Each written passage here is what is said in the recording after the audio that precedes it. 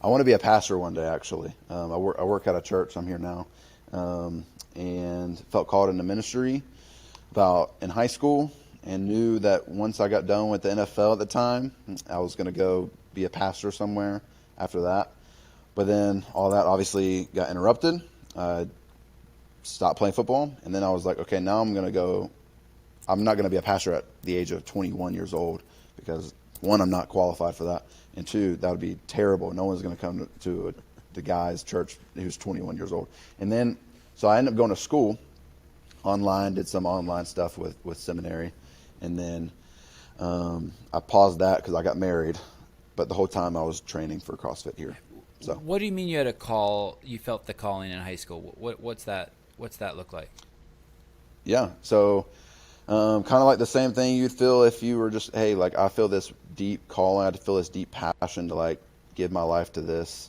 And for me, that was, I love the Lord, and He saved my life. Man, I was a total idiot in high school, man, and not very kind. I was a jock, treated girls terribly, and it was just all about me, and it was always has been.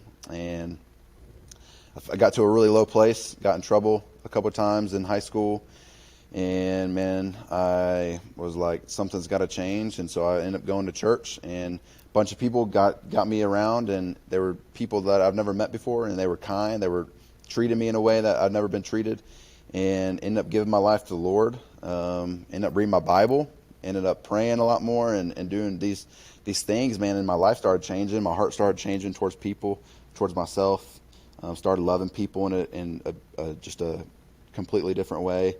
My view on outlook or life changed. It's not about like, I have my eyes set on like eternity. Like nothing is necessarily gonna last here. Like all this stuff is momentary, and it's just not about me. Is the mindset that I kind of try to have. And obviously it's easy. It's harder said than done, obviously.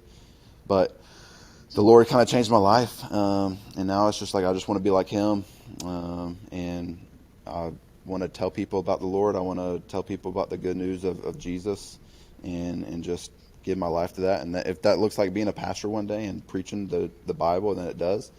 But yeah, that's the call that I felt in high school. Of, hey, I want to give my life to this. I want to work at a church. I want to tell people about Jesus Christ, because I feel like He's the treasure of life, and He's the best thing, and nothing on earth satisfies but Him. And I feel like we all need Him, and nothing as good as Him, and I want to tell people about that. You sound like me. I wanted to be like Him too. I'm not a religious guy, and I don't believe in God, but at 23 or 24 or 25, I wanted to be like Jesus too. And it's interesting, you said something very powerful to me. You said your life was all about you, and you were at a low. And I want people to really hear that, because it's really one of the great paradoxes in life. There's a Taoist saying that says, stop thinking and all your problems will go away. And basically thinking is tantamount to making everything about you. And when everything is about you, you will be a miserable human being. The irony there, the paradox is that you really have to make it all about you and constantly be working on yourself to not make it about you.